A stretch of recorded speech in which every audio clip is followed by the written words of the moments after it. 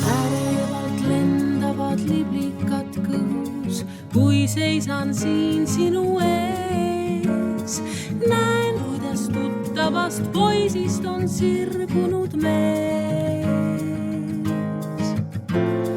Hommikukasteseid lillima seadnud juustesse ennegi, kuid kes oleks uskunud sind nähes tunda võin nii.